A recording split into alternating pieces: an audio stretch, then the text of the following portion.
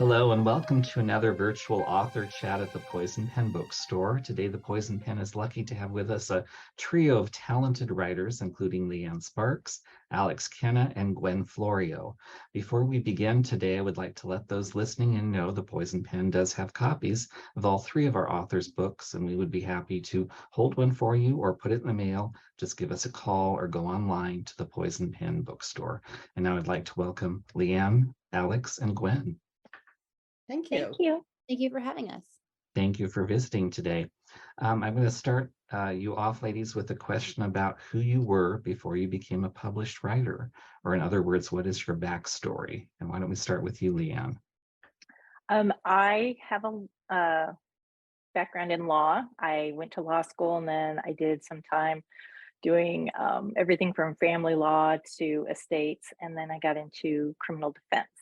Yeah. And I was married to the Navy. My husband was in the Navy, and so we moved around a lot, and all the states that we moved to didn't have reciprocity, so I stopped taking the bar exam and decided to go back to my first love of writing. Wow. What about you, Alex?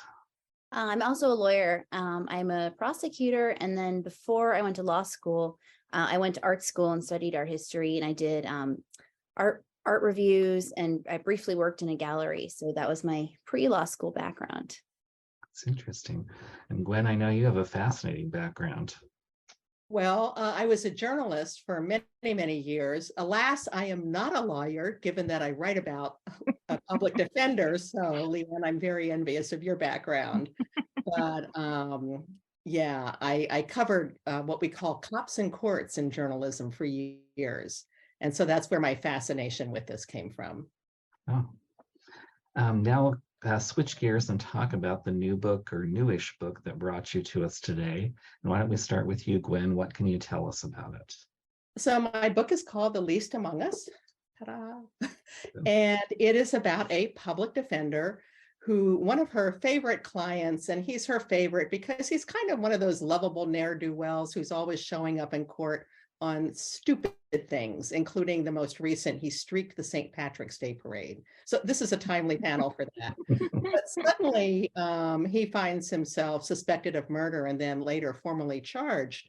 And she is convinced he didn't do it. Nothing in his background suggests that. But he's a transient. He's a pretty convenient defendant. And so she has to go about herself finding the evidence to prove that he didn't do it. Oh, it's fascinating. Alex, your first book is your debut, is that correct? Yes, it's my debut. It's called What Meets the Eye. My book is focuses on a private investigator, and she gets a case where a famous painter was recently found dead in her apartment, and it's suspected to be suicide, but her father thinks it's otherwise.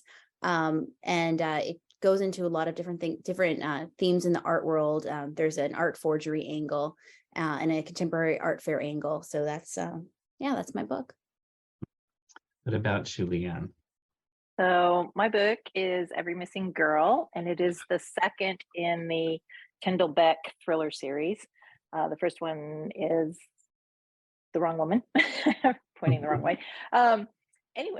Every Missing Girl picks up where Wrong Woman left off, and it centers around an FBI agent, Kendall Beck, who has an unofficial sidekick in the Denver homicide division named Adam. And Adam's niece goes missing during a big investigation into a double homicide where a young girl is found that has been missing for months. So it's kind of one of those things where Kendall works with missing children in the FBI. And so she kind of takes over this investigation, but she's walking a thin line because it is so personal to Adam. And she's trying to be professional, but she does know this little girl. So, and they're not really sure if she's run away, if she's been kidnapped, or what has happened to her. So it goes down a lot of different avenues. All of your books are being marketed as procedurals within the mystery crime fiction genre. For someone who's not familiar with that term or that idea of a mystery, how would you explain a procedural to them? And we'll start with you, Leanne.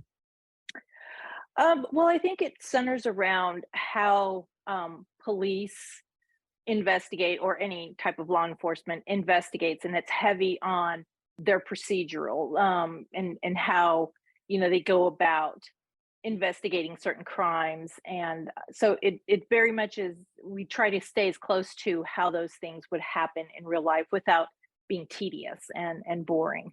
So it's really kind of a highlight of how law enforcement goes around investigations. Gwen, what would you add to that? Yeah, I think the details are really important. Mine focuses a little bit more on action within the courtroom or surrounding the courtroom. But again, I want to be sure I get things right. One of the complaints you hear sometimes about crime novels is people go, or on TV shows, you hear it even more, busting into houses without getting a warrant. So again, those are things I want to get right. I want to get the fact that you've got to be charged within a certain amount of time, those sorts of things. So I spend a lot of time looking in the Montana Code annotated. I was living in Montana when I wrote this. And again, wanted to be sure. In Montana, the charge is homicide, not murder. Just little things like that. So that's what I kind of look for with procedurals. Again, you don't want the details to bog it down, but boy, you sure want them to be right. Would you add anything, Alex? Yeah, I mean, my book is not a classic procedural. It's kind of procedural adjacent, because my investigator is a former cop and a public defender.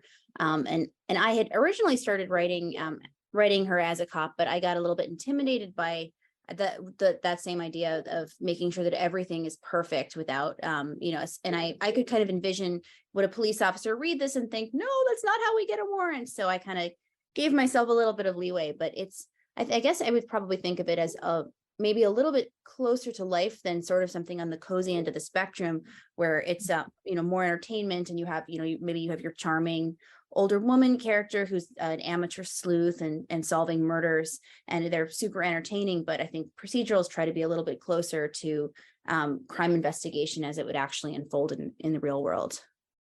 That's good. That's interesting.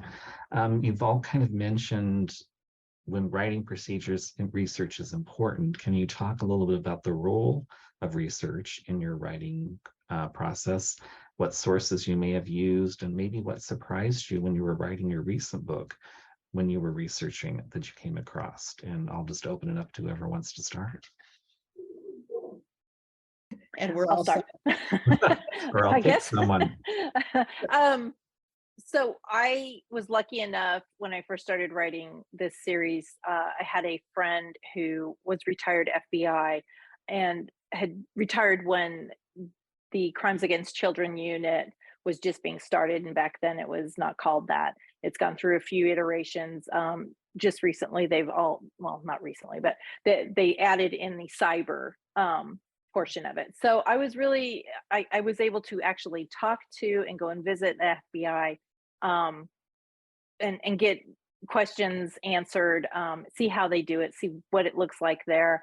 And I also have friends that are in law enforcement in Colorado, so that helps me a lot. So a lot of it is Google research to begin with, and then when I get down to, I really need to know something about this that I can't find on the internet, and I will send questions off to my my buddies in the various law enforcement divisions.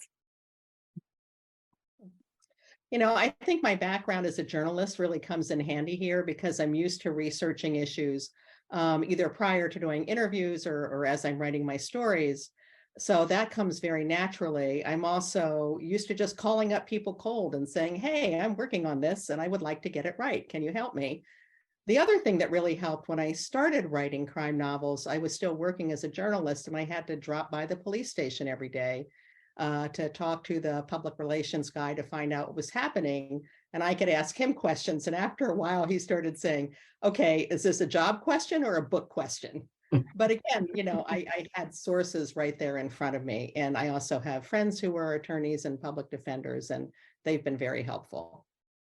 Yeah, I think for this book, I did more research on the art side of things. I read a lot of books about the contemporary art world. I did a lot of just driving around LA and going to the fancier galleries and getting a sense of what they looked like, watching the people who went in and kind of observing them. And then I think some of it I didn't have to do research because I'd studied art in college and I'd worked in a gallery. And so some of it was just kind of, taking a little bit from my own background.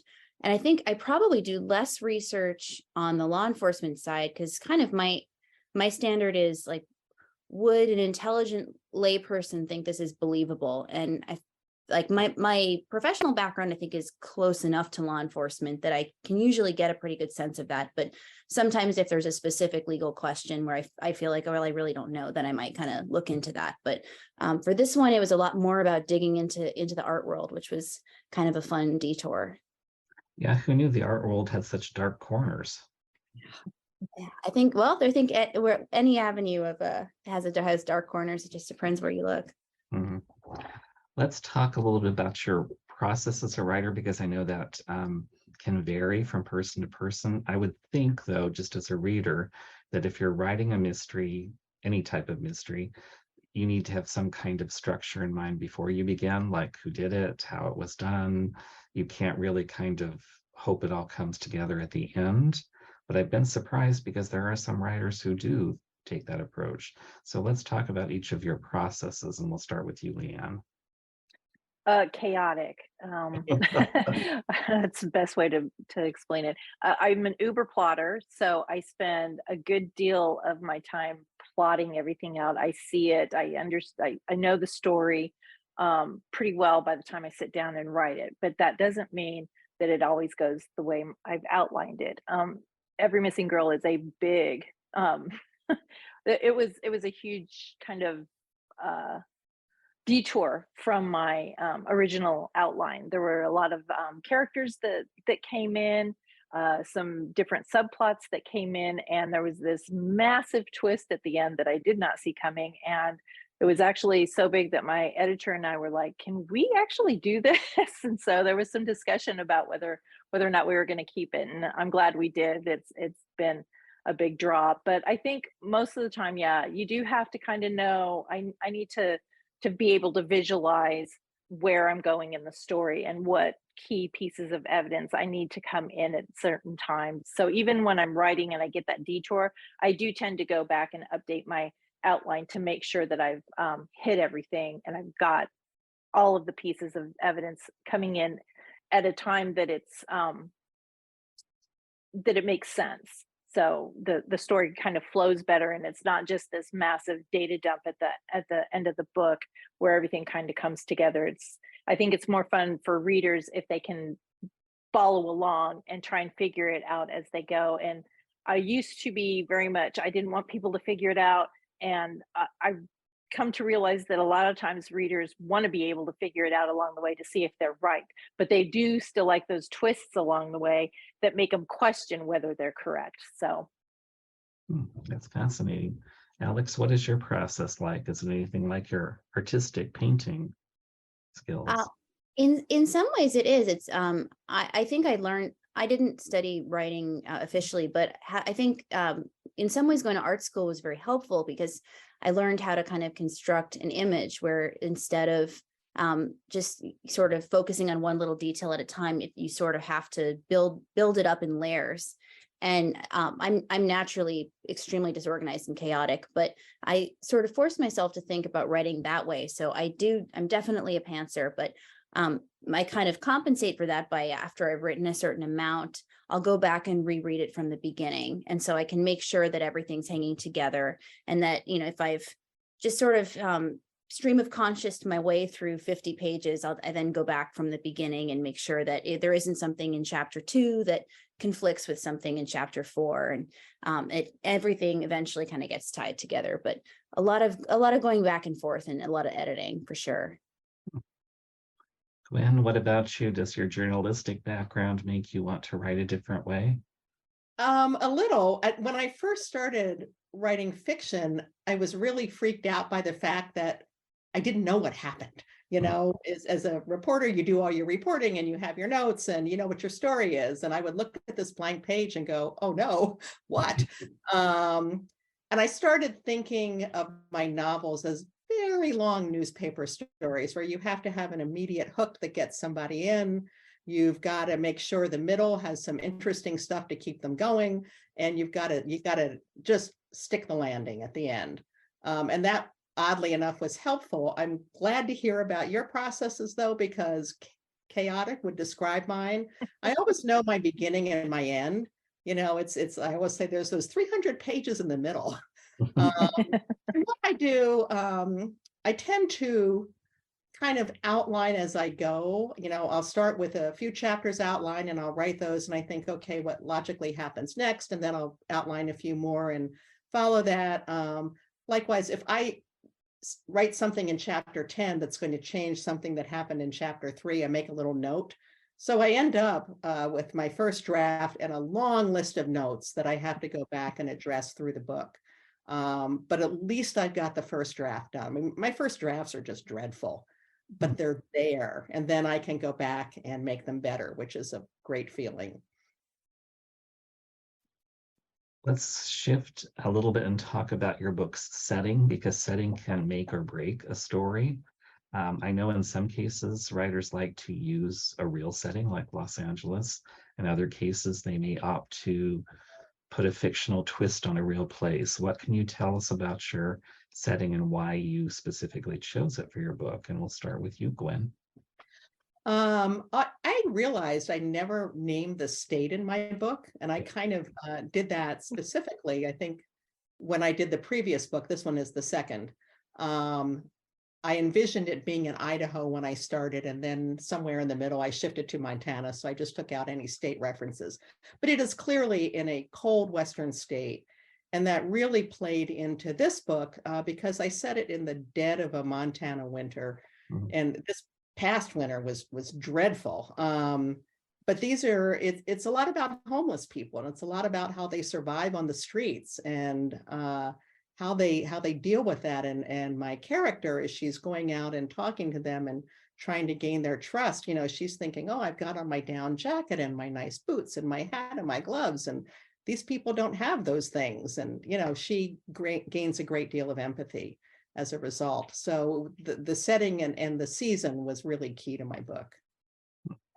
What about you, Leanne? Well, my books are set in Colorado, and I am originally from Colorado. So I've left a long time ago, but this kind of helps me to keep in touch with Colorado, because I do go back and do research, and then I go back and try and do book signings and things. But I wanted I'm originally from Colorado Springs. I set it in Denver because most of my FBI character, Kendall, is in the Crimes Against Children unit, which deals with child trafficking and things like that. And Denver is a really good city for that because there's 2 major interstates that go through there. And that's a very common way of transporting young people, whether it be boys or girls, is through the interstate system. So I figured that would be a really good place to put this, and I would still be able to have, you know, my home state involved. Alex, tell us about your setting. Yeah, I mean, my book is it's set in LA, and really for this story, just because there's a lot of art stars and art and a lot of money going on, it kind of had to be LA or New York for it to be realistic. And I live here, so that was just the place that it made sense to set it. But I think the nice thing about LA is it's, you know, as a setting, it's kind of like Costco. There's a little bit of everything. Like, you know, if you want something weird to happen, it's probably happening in LA. So it does, as a writer, it kind of lets you pick and choose in things without kind of going too far out of the expected.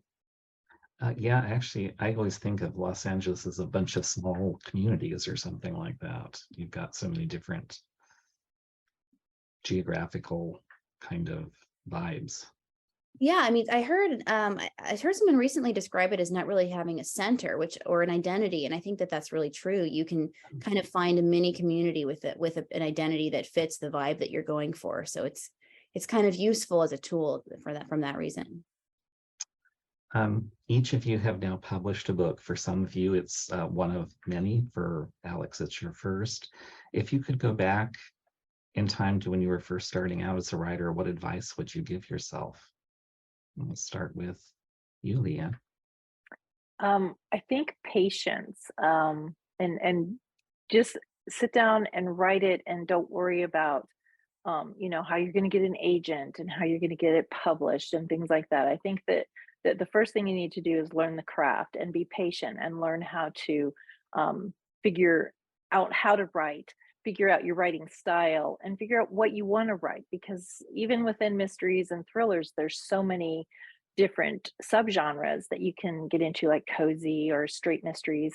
And so I think it especially in this age of self-publishing, I think that sometimes there's a rush to get things out, and if things aren't happening fast enough, then I'll just go and do the self-publishing route, which either route, traditionally published or self-publishing, is a difficult route to go. So I think I would tell myself, just don't worry about things so much. Calm down, write your book, make it the best you can make it, and then things will just fall into place after that. Gwen, what about you? I would heartily second that. I think, like a lot of young writers, when I first started, I was like, how do I get an agent? How do I get published? And the first book I sent out very deservedly got rejected everywhere. And when I went back and looked at it a few years later, like, oh my God, half the book was backstory. I really had to learn the craft. And then the second thing I would say, and it's kind of the opposite end of that spectrum, is have the next book in mind. When you are sending your book out, be ready when someone says, and what comes after this, to know. Either maybe if things are taking a while, you've already got a rough draft, you've already, have a completed manuscript, but you know what comes next. And publishers like that very much. Alex? Well, I think I want to borrow something from what Gwen said about process, which is like get it on paper. Because I think when we're first starting out, I know certainly for me, there's a tendency to polish the first 2.5 chapters over and over and over again, and it's been 6 months and you have this very overwritten precious 10 pages. But I think it's the process of learning how to write a novel. You have to get the novel done, and then you can always go back and work on it. And I think the other thing I would just say is understand the market and be strategic. Figure out where you fall into the market. Figure out, if you're going to be selling this particular type of story, what other books are similar in terms of, what types of readers are going to be drawn to your book, what types of stories are getting attention, and, think about that, because you're not publishing in a vacuum. That's true. I think publishers, especially nowadays, always want those, I guess they call them comps or comparables when you're publishing a book, and who you're like and who your readership would be. So that's smart. Yeah, they definitely ask. They want to know, if somebody picked up this book, who if they like a certain writer, are they going to like your book? Is it similar to that? So definitely, I think that's an important part. Who would you suggest your books to if they've read other writers? Who are your comps, I guess? We'll start with you, Leanne. So probably along the lines, I write really dark stuff, but with a little bit of I'll say humorous. It's a little bit of dark humor. And I think that probably more lends itself to like the fans of Karen Slaughter, maybe Lisa Gardner. I'm a huge Harlan Coben fan, so I would love to be compared to his books. But yeah, along those lines, along the lines of dark mysteries and thrillers, but with characters that you want to go out to lunch with. So that's pretty much who I think I tend to write for. Gwen, who would your readership be?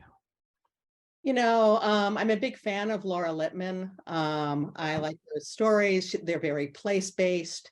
I think I might, hopefully someday slot myself in that category. I would never compare myself to Yo Nesbo, but I just finished one of his books. And one of the things I realized I like so much about his books is that there's humor in them. And a lot of the writers I like, because I read pretty dark books, and my own books likewise are pretty dark, but you need that humor. And I will deliberately think as I'm writing, okay, how can I drop something in here that's not slapstick, but just lightens it a little bit. So I always go blank when I'm asked this question. You'd think I'd have a list written out, but those are a couple of people and some characteristics I like in books. Alex? Yeah, I would say definitely for fans of work that's also pretty dark and very character driven. I think my books might have multiple perspectives and multiple viewpoints, and they travel into different points in time. And I'm learning that readers either like that or they don't like it. So that's, it's funny because you see reviews and people are either like, oh, this gives you a new perspective on things, or this is terrible, stick to one narrator. But I think that that's definitely a large part of my book. So that's a factor. Let's talk a little bit about you as readers, because you're not just writers, but you also have a history of reading. What can you tell us about some of the books that have been important to you as a reader? You write procedural mysteries. Are there certain procedural mysteries that you feel are kind of key to you as a writer, not just a reader? And I'll throw it open to whoever wants to start. Or I'll pick one of you. I will say I started off reading almost exclusively literary fiction. I came to crime fiction late, and it's been really interesting to watch my own shift now, in that now when I read literary fiction, it could be beautifully written, but if it's moving slowly, I'm like, come on, let's have a plot here. And I pick out people like Alice Munro, who's very literary, but has written some of the most chilling stories I've ever read. So I like people like her, Cormac McCarthy, super dark, but beautifully written. James Lee Burke, again, beyond dark, but the writing is so beautiful that I just, I find myself copying down sentences and then kind of slinking away, wondering why I even try to write.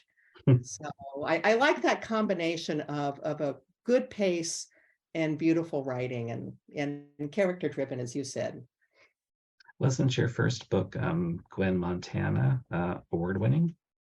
It was, which was quite delightful. I was just so thrilled to get published. Again, I think like many young writers, it's like, please just let me publish one book and I'll never ask for anything again in my life. And then when it won awards, I was just bowled over. So that was really gratifying. And especially, I'm sure like a lot of people, it took me years and years to get published. And it's like, okay, I've learned something over the years. I'm doing something right here. And it was encouraging as I continued to write and publish. Congrats. Yeah. Awesome. Leanne or Alex, what about you as readers? Yeah, I guess as readers, Tana French is the person who I kind of binged on when I was trying to teach myself how to write mysteries, because she's such an incredible craftsman. And she really, when she has a dialogue scene, it's not just like Johnny said, Katie said, Elsie said. It's she's almost stage crafting everything. So I went through her books almost more like a student than a reader. And a little bit of Dawn Winslow, I was reading Tana French for her characters and her, her lyricism, and Dawn Winslow just because he's such an incredible plotter. And nobody can plot a book like him. So those were a couple of the ones who really influenced me. And then Elena Ferrante, also, she's obviously not a crime writer, but just in terms of developing a character who you just kind of hang on to because they're so real. You can almost, hear them yelling at you in Italian. So she's been a big influence recently. For me, I guess I don't really read so much crime procedurals. I like all sorts of crime. I do love true crime. So Greg Hurwitz is awesome. Greg Olson wrote some really, that's what I meant. Greg Olson has written some really scary stuff in the true crime genre. But I do like Danielle Girard, Laura Than White, who writes psychological thrillers, is amongst my favorites right now. As I said, Harlan Coben can do no wrong. and I do like Karen Slaughter, and so along those lines. I mean, Karen Slaughter could be considered police procedural too. So that's probably the closest. But I also like other authors outside of the genre. I've been trying to read a lot more things that I would not normally read, like YA and things like that, just to get kind of a different perspective. That's great. If you want, would you like to tell us about what's next for you as an author? And if you choose to keep that secret, that's fine too. I'll throw it open to everyone's. I don't know. Okay. I have no idea what's going on. I am at the minute, and hopefully this won't go on too long, but contract free. And so I've taken the opportunity just to start something, a standalone, that's really different from things I've written before, with one exception. And it's kind of a multi-generational family tale. And it starts in the 1930s, and that's as far as I want to go. It's really challenging me. I have friends who write historical fiction, and I've always said I'd never do it for fear of getting a detail wrong. And here I am looking up what people wore in the 1930s. Luckily, there's a lot out there. Thank you, Internet. I'm having a lot of fun with it. It's sort of that sense of freedom that you got with your first book when you didn't know whether it would get published or not. So I'm enjoying it. I'm currently polishing up a sequel, so that's been fun. It's the same main character, but I wrote it so that it could function as a standalone, and it's in a different place. It's in a small town in the mountains, so that was fun because it gave me a chance to write about a totally different setting and give it a totally different vibe. That's great. Leanne, I have a question specifically for you because your book is set in Colorado. I had no idea Colorado was a magnet for serial killers. I know it. I did some research on it, and I was very surprised. There's some really well-known serial killers that have gone through there. Ted Bundy, of course, being one of them, maybe more well-known, who escaped from jail, and escaped twice from jail. One time he was actually at the courthouse, jumped out of the courthouse, and was found about 6 days later, put back in jail. And then he managed to break out of that jail. And that's when he went to Florida and was eventually caught, but, didn't end up killing more people. Probably the most notorious / disgusting serial killers was Chris Watts, most recently, who killed his wife and unborn child and 2 children. So yeah, it was very interesting to go and just kind of dig into the history of Colorado and its serial killers a little bit. I think it's everywhere, but I'm from Colorado, so I grew up thinking that this is just a pristine place and nothing bad happens here. So it's kind of interesting to go and see what the dark side is a little bit. Yeah, the whole contrast against the healthy, outdoorsy kind of state and this dark obsession. Yeah, definitely. Gwen, Started to say, well, I lived in Colorado for several years, and that's one of the things I enjoyed about your books. And I had the same impression when I moved there. It's like, oh, it's so pretty, the mountains, the clean air, the blue sky. But you're right, those 2 interstate highways that converge there bring a ton of crime into Denver. So it was a great setting, and I enjoyed that. Thank you. Gwen, is it true that you actually grew up on a wildlife refuge? I did grow up on a wildlife refuge, which was quite a wonderful way to grow up.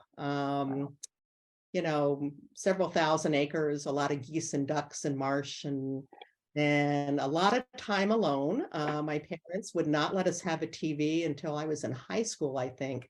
So we read like crazy. And, it was a good background for a kid to just sort of sit and imagine things. And Alex, is it also true that you have no sense of direction whatsoever?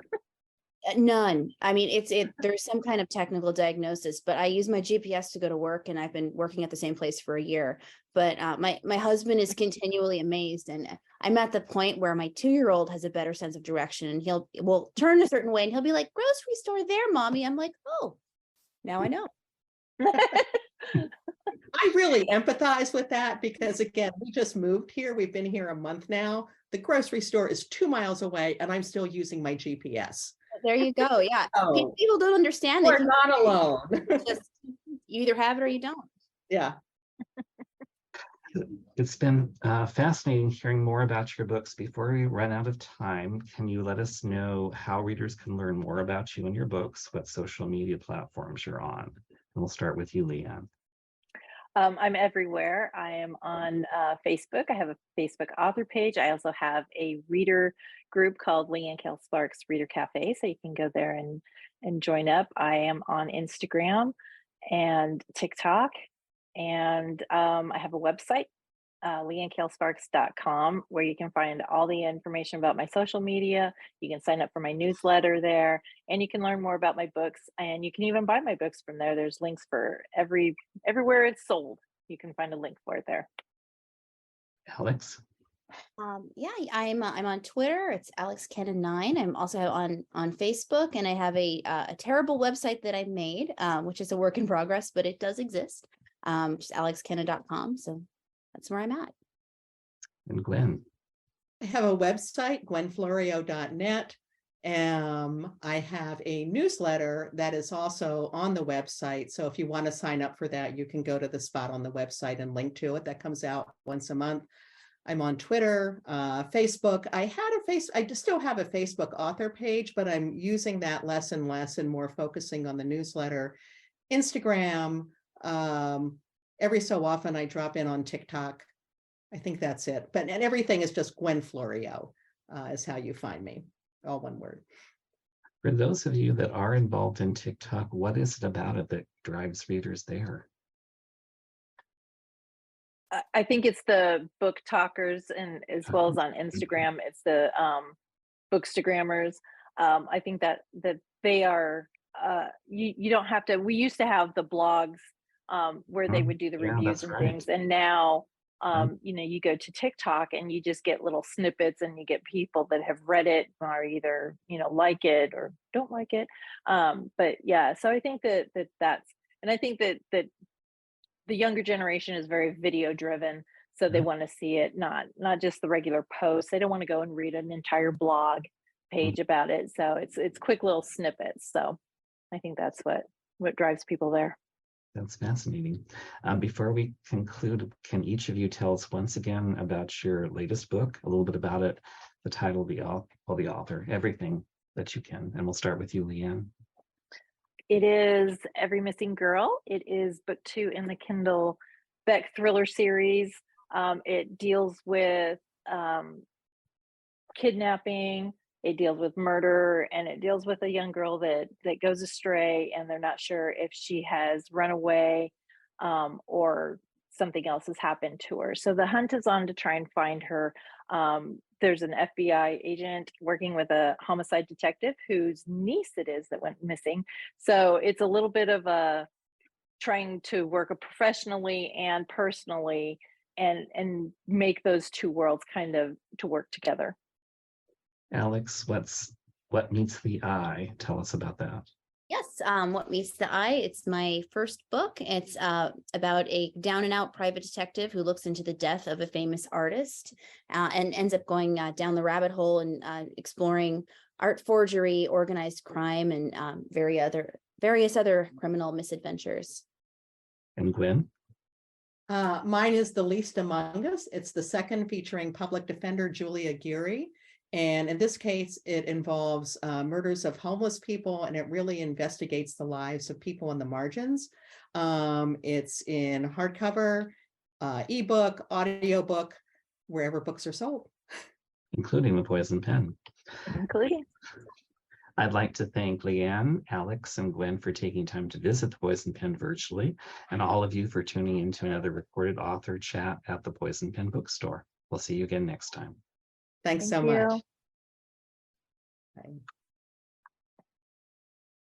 Okay, in case I lose you all as I click buttons, you were terrific. Thank you again for visiting, and thank you for writing such wonderful books. Well, thanks for doing having it. us. Hello. We hope you're enjoying our programs and podcasts with authors. We'd like to expand them, and your help would be appreciated. Please make a donation at poisonedpenfoundation.org. 100% of the proceeds will go to help connect authors with readers in this difficult time. Thank you.